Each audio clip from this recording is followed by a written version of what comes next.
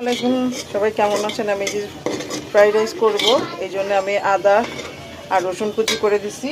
এখন আমি এই যে সবজিগুলো দিয়ে দিব একটু একটু করে, সব ফুলকপি,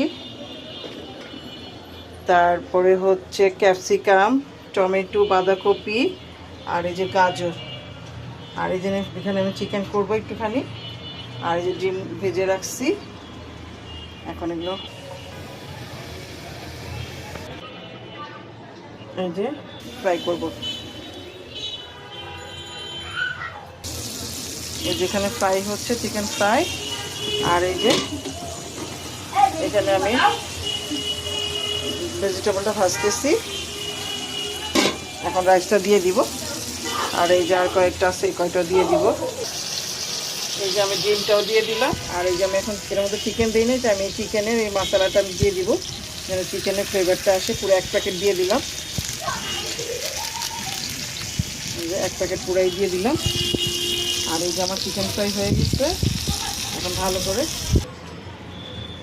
এতে হয়ে গেল আমার চিকেন ফ্রাই, আর এই যে ফ্রাইড রাইস হয়ে গেছে আলহামদুলিল্লাহ। এই তো আমি একটু এই উপর দিয়ে আবার একটু পাতা, ধনিয়া পাতা, পুদিনা পাতা দিয়ে দিলাম, ভালো লাগবে খেতে। এই তো, আল্লাহ হাফেজ। আসসালামাইকুম, সবাই কেমন আছেন? আমি যে ফ্রাইড রাইস করব, এই জন্য আমি আদা আর রসুন কুচি করে দিছি। এখন আমি এই যে সবজিগুলো দিয়ে দিব একটু একটু করে, সব ফুলকপি,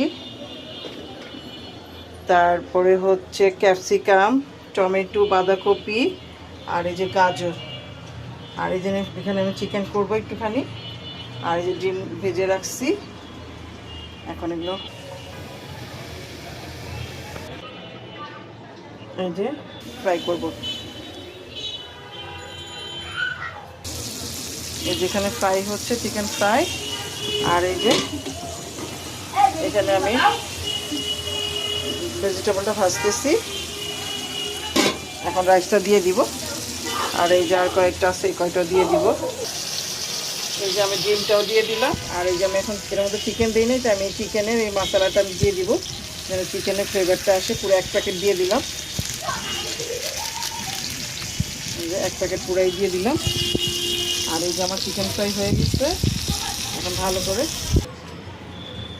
এতে হয়ে গেল আমার চিকেন ফ্রাই, আর এই যে ফ্রাইড রাইস হয়ে গেছে আলহামদুলিল্লাহ। এই তো আমি একটু এই উপর দিয়ে আবার একটু পাতা, ধনিয়া পাতা, পুদিনা পাতা দিয়ে দিলাম, ভালো লাগবে খেতে। এই তো, আল্লাহ হাফেজ।